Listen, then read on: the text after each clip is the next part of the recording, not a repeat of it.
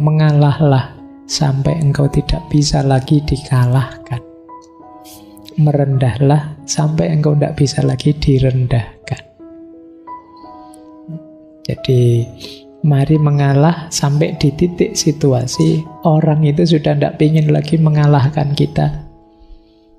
Mau balapan sama dia tidak bisa, kalau kita dia selalu ngasih kita kok, dia selalu memberi kita kok. Kita tidak bisa lagi dikalahkan.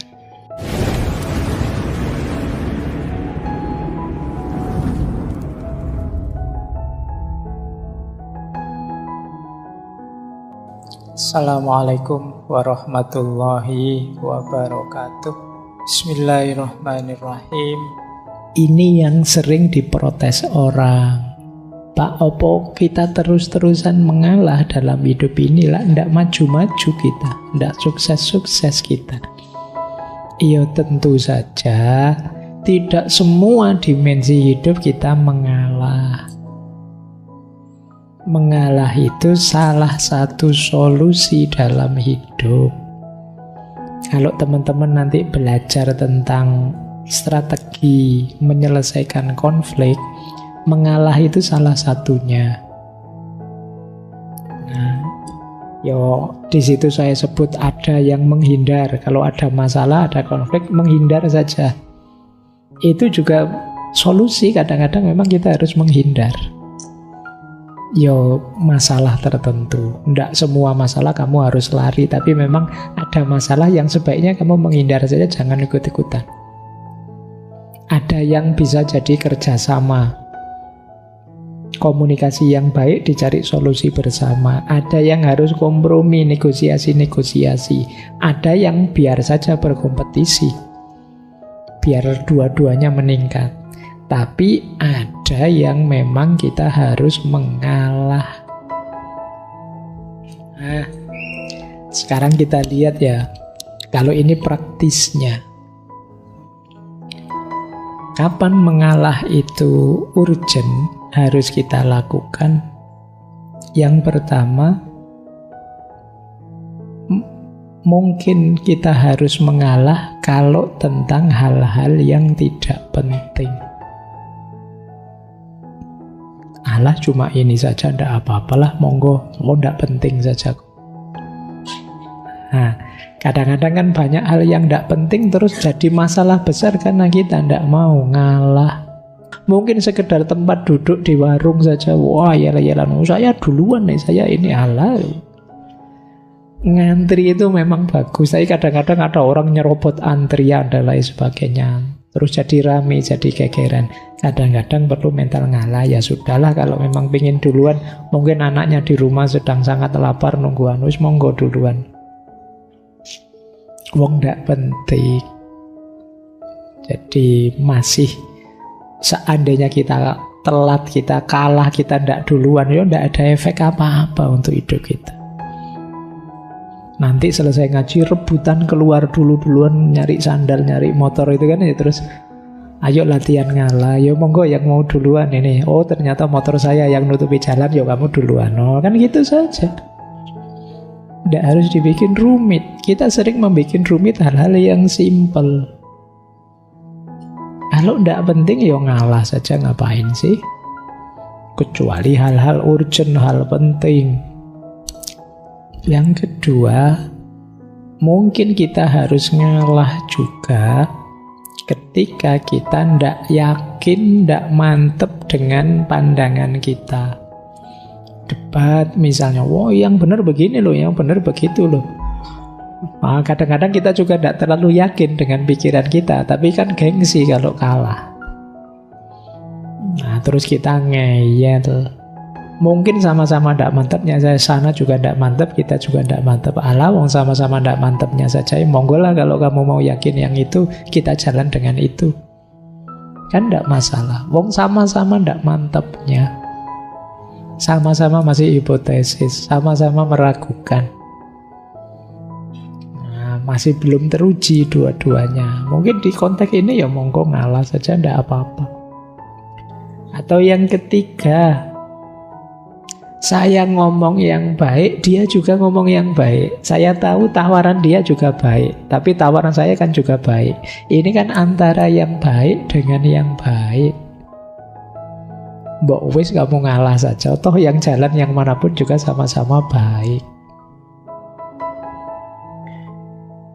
Kamu milih mana? Naik motor tak bonceng ngopo?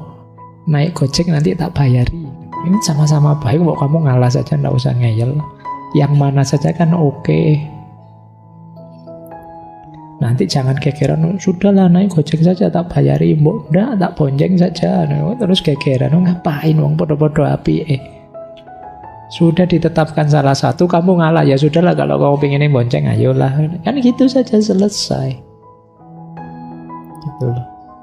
Kamu milih mana nanti? Itu kan tempat duduk saya. Misalnya, saya biasanya ngaji di situ kok. Ya sudah, kamu pakai tempat duduk saya, atau saya pakai tempat dudukmu, itu ya podo wae lah, wong ngaji cuma di sini saya, sama-sama baik, sama-sama ngaji. Kadang-kadang kita itu berhadapan dengan pilihan yang baik dengan yang baik, karena memang basicnya kita ini kan orang-orang baik dalam tanda petik ya, tidak jahat sama sekali. Saya menginginkan kebaikan, dia juga menginginkan kebaikan kok, cuma sudut pandangnya saja beda. Dalam konteks ini mungkin ya mengalah bisa jadi solusi biar tidak ada masalah yang tidak perlu. Pakai solusimu ayo, tidak apa-apa, menurut saya juga baik. Solusiku kalau kamu mau ini kan gitu saja. Yang terakhir, kadang-kadang kita perlu mengalah ketika ada nilai lebih penting yang harus diperjuangkan. Sudahlah saya ngalah, ndak apa-apa, ikut kamu. Karena kalau saya ndak ngalah nanti kita bisa pecah persahabatan ini. Bagi saya persahabatan lebih penting. Jadi ada nilai lebih tinggi yang ingin kita pertahankan. Jadi kadang-kadang kita perlu yang semacam ini. Sudahlah ndak apa-apa saya yang kalah nanti. Kalau kamu kalah bisa lebih fatal akibatnya, misalnya. Nah, ini namanya memperjuangkan nilai. Demi memperjuangkan nilai ini, tidak apa-apa, saya ngalah, saya berkorban ini, saya berkorban itu. Jadi, ada situasi-situasi yang sebaiknya kita mengalah. Ya tentu saja tidak semua situasi. Misalnya situasi kayak tadi yang pertama, kalau tidak terlalu penting ya. Tapi kalau sangat penting ya jangan ngalah. Menyangkut nyawa misalnya ya jangan ngalah. Kalau ada yang bilang ambil saja nyawaku, itu kan hanya anak-anak gombal yang bilang begitu. Aslinya ya jangan. Kalau urusan yang sangat penting. Makanya tadi saya bilang ini senjata harus pas makainya. Ada beberapa quote yang mungkin teman-teman bisa merenungi ya. Kenapa kita harus mengalah? Ada peribahasa menarik, diam bukan berarti lemah, mengalah bukan berarti kalah, berserah bukan berarti menyerah. Semua ada waktunya. Ya ndak sepenuh hidup kita mengalah, nanti ada waktunya. Kalau waktunya ngalah, ya mari kita ngalah saja demi nilai yang lebih besar tadi. Ada kalanya orang mengalah itu juga terpaksa. Itu ada quote kedua itu. Tiap hati punya batasnya. Kalau sudah di ujung jenuh, ia akan mundur tanpa disuruh dan mengalah tanpa diperintah. Nah, ini kalian mungkin bisa mengkontekskan dalam hidupnya ya. Kadang-kadang kamu berhadapan dengan situasi yang ya mau ndak mau saya harus ngalah. Kalau diterus-teruskan gini saya capek. Nah, itu situasi batas yang ya sudah. Memang ndak bisa diperbaiki lagi. Ndak bisa dihalin. Saya ngalah sudah. Itu situasi itu kita harus ngalah. Ada juga ngalah itu tuntutan situasi. Kadang mengalah dan minta maaf lebih baik daripada menjelaskan segalanya pada orang yang tak mau mengerti. Kan ada orang yang dikasih penjelasan juga masih ngeyel, dijelaskan ini loh ya, saya sudah minta maaf, saya ngalah. Selesai sudah kan, daripada habis waktu, habis energi banyak. Kan banyak itu kan, kadang kamu gegeran di medsos lama sampai ratusan jawab-jawaban. Ya sama-sama ngeyel, sama-sama ndak mau ngerti.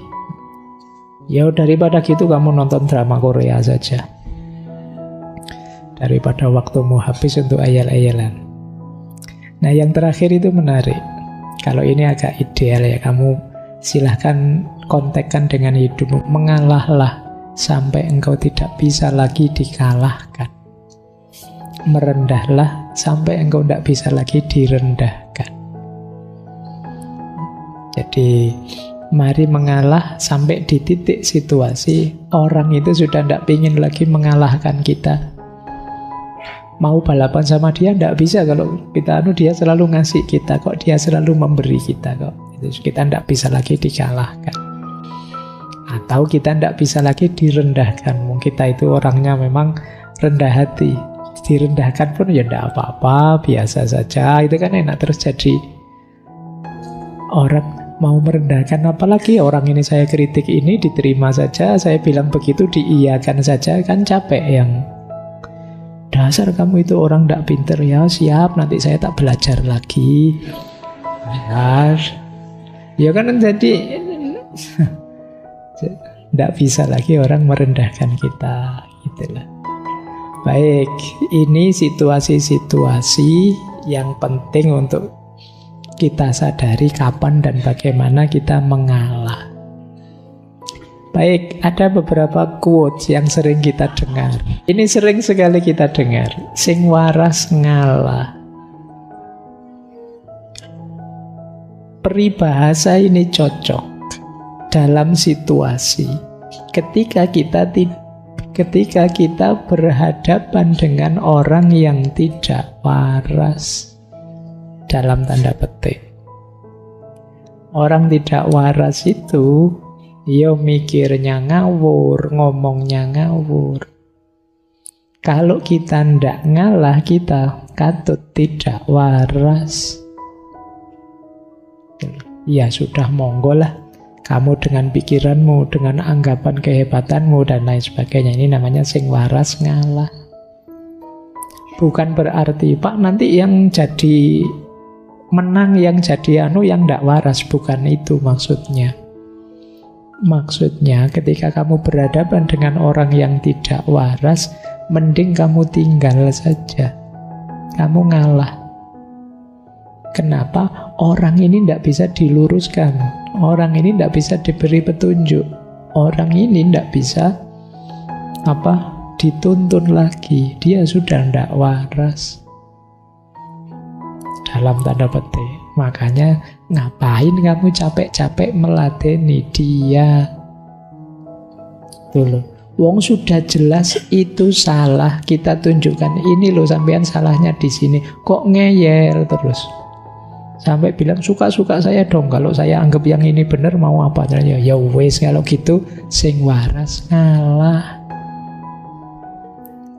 Jadi ini peribahasa ini untuk situasi ketika kita berhadapan dengan orang yang tidak waras. Orang yang berpikirnya gelap, orang yang ngajak debat tidak jelas jeluntrungannya, itu sing waras ngalah. Tentu saja sing waras punya kewajiban menyembuhkan yang tidak waras. Yo ngalah itu kan dalam rangka yo wis kamu bener baik, ayo kita perbaiki pelan-pelan. Itu persis kayak kalian waktu bicara dengan anak kecil itu. Anak kecil itu kan pikirannya belum lengkap, kadang ngeyelnya luar biasa. Itu kalau kamu ndak ngalah, masuk mau tawuran sama anak kecil, kan ndak pantas. Ya sudah, kan kita iyain saja, meskipun sebenarnya kita ndak setuju. Ya sudah, nanti pelan-pelan kita tuntun, kita tunjukkan yang benar mana. Itulah yang dimaksud sing waras ngalah. Kuatirnya kalau kita ndak ngalah, kita ketularan ndak waras. Karena ngeladeni yang tidak waras terus-terusan. Oke, ini konteksnya peribahasa ini. Ada beberapa lagi peribahasa. Kalau ini positif ya, ada peribahasa wong sabar rezekine jembar. Wong ngalah umure berkah. Ini optimisme terhadap perilaku mengalah. Kalau ini tidak perlu saya jelaskan. Ada lagi, dhuwur wekasane endek wiwitane. Tidak apa-apa kita diawali dengan merendah, mengalah. Justru disitulah kita jadi tinggi. Rasulullah itu mengalami banyak cobaan seperti saya ceritakan tadi. Beliau direndahkan. Beliau tidak dipercaya, beliau dan sahabat-sahabatnya disiksa. Itu endek wiwitane. Tapi dengan kesabaran, dengan sikap termasuk keluhuran budi dan sikap mengalah tadi, pada akhirnya tinggi.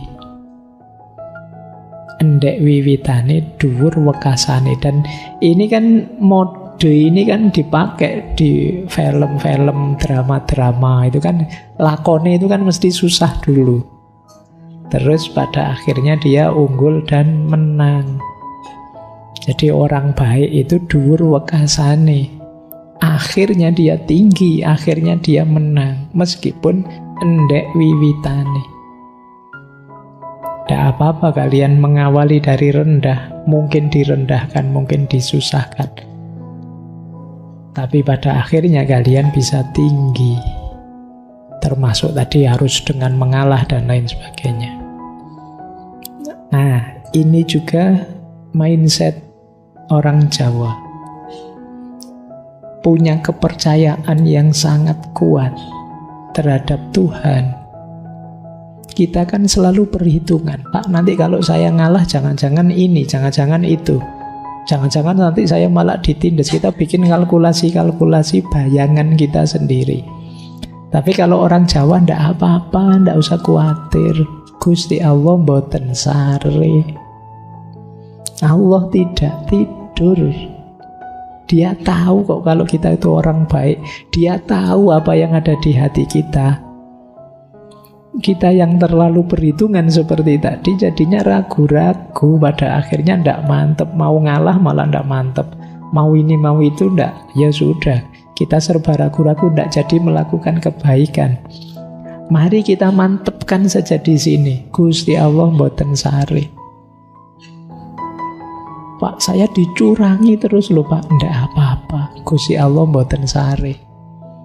Saya Pak dimaki-maki terus Pak, dikritiki terus Pak. Ndak apa-apa. Gusti Allah mboten sare. Itu nyam. Kalau kalian bisa ini hebat. Tapi hanya orang tertentu yang bisa pakai filosofi ini. Karena kita kan cenderung fight back. Kalau dikritik dianu ya pengen bales. Baik, ya ini latihan. Siapa tahu bisa nyampe sini kalian. Gusti Allah mboten sare. Kuatirnya apa sih? Kenapa sih kok sing waras ngalah? Kuatirnya kita itu rebut balung tanpa isi. Memperebutkan sesuatu yang tidak ada gunanya. Memperebutkan tulang yang tidak ada isinya. Wong cuma balung saja ngapain sih? Alah wong tema ndak jelas itu aja. Mbok wis terserah dia mau apa. Ngapain kamu berpanjang-panjang debat? Hanya rebut balung tanpa isi. Terus kalau perdebatanmu menang kenapa? Kalau kalah kenapa? Nah ini yang dimaksud rebut balung tanpa isi. Ya menang saja Pak. Dapat lega, puas saya. Nah cuma itu saja. Oh itu berarti itu namanya rebut balung tanpa isi. Bahkan kadang-kadang rugi, kehilangan persahabatan. Jangan sampai kita habis energi banyak, habis biaya banyak, habis tenaga banyak. Ternyata hanya rebut balung tanpa isi. Memperebutkan sesuatu yang tidak ada gunanya, tidak ada maknanya. Setelah debat, terus kamu pulang, yo mikir masalah konkretmu lagi, yo mikir tidak punya duit lagi, mikir utang lagi, mikir itu ya. Yang tadi debat panjang-panjang buat apa terusan? Itu yang disebut rebut balung tanpa isi. Nah, ini menarik. Silahkan teman-teman riset ya. Orang Jawa punya prinsip ngalah, ngalih. Nah, yang ketiga ngeri, ngamuk. Jadi ngalah iya, mengedepankan perilaku mengalah. Yes, monggolah kamu dengan keinginanmu, kesenanganmu menyulitkanku, ndak apa-apa, saya ngalah saja, monggo. Sesuai yang kamu inginkan, yang membuatmu bahagia, senang. Kok masih ganggu aku terus? Wong tadi sudah saya biarkan, saya ngalah, kamu masih ganggu saja. Ya sudah, saya pergi, saya ngalih. Saya sudah ngalih ini, saya sudah pindah, pergi menjauh darimu. Kamu kok masih ngejar-ngejar aku, ganggu aku terus? Berarti memang niatnya nantang. Loh ya sudah, kalau memang nantang, ayo. Nah, maka ada ngalah, ada ngalih, ada ngamuk. Ini boleh kamu pakai menganalisis, misalnya lo orang Jawa katanya ngalah, katanya no, tapi kok banyak kasus-kasus keras, banyak peristiwa-peristiwa perang dan lain sebagainya. Ya karena ini. Kok kita dicurangi terus, kok kita diusili terus, dianggapnya kita bisa sabar, bisa tabah. 350 tahun dijajah kok ngono terus. Ya sudah, ngamuk sudah. Kalau sudah ngamuk, hati-hati. Perang Jawa berapa tahun dan berapa biayanya, berapa korbannya. Dulu Pangeran Diponegoro diusili terus. Sudah ngalah, diusili lagi, sudah ngalih, diusili lagi, ya sudah. Kalau sudah melawan, sulit sudah. Ngalah, ngalih, ngamuk. Ini filosofi ya. Boleh setuju, boleh tidak. Tapi ini Pak terlalu panjang, Pak. Mbok sudah ngalah terus ngamuk, itu aja loh Pak.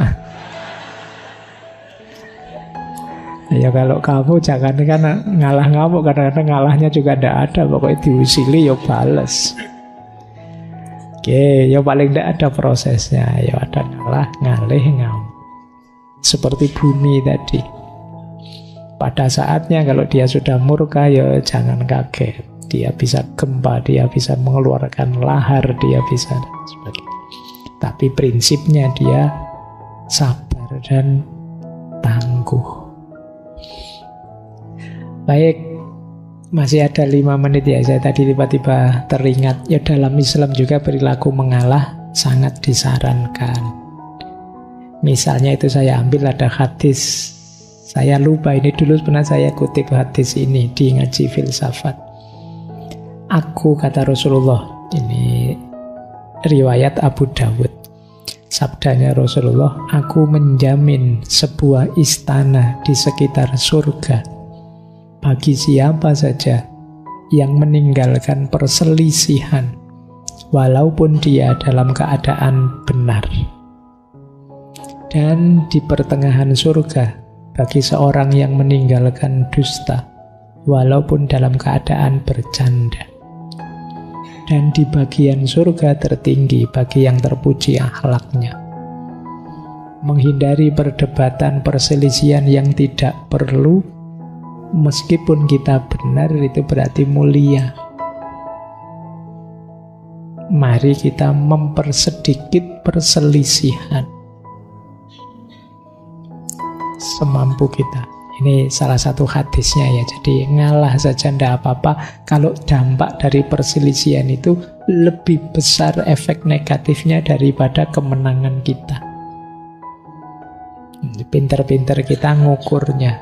Dan toh oleh Rasulullah malah dijamin istana di sekitar surga. Itu kan lumayan kita. Meskipun di sekitar surga kan kalau main misalnya nongkrong di kafenya surga kan tinggal nyebrang. Kan dekat.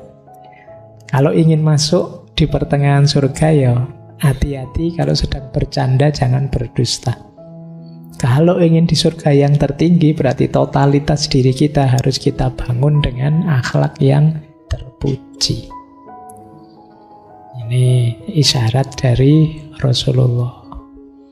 Kalau ini Imam Syafi'i. Kata Imam Syafi'i, termasuk menghinakan ilmu, yaitu berbantahan dengan setiap orang yang membantahmu dan berdebat dengan setiap orang yang mendebatmu. Jangan mau sembarangan debat, jangan mau sembarangan berbantahan, apalagi dengan orang yang tidak punya ilmu. Pada akhirnya hanya akan menghinakan ilmu. Kata Imam Syafi'i lagi, aku tidak akan pernah berdialog dengan orang yang tujuannya adalah aku lebih senang kalau dia salah.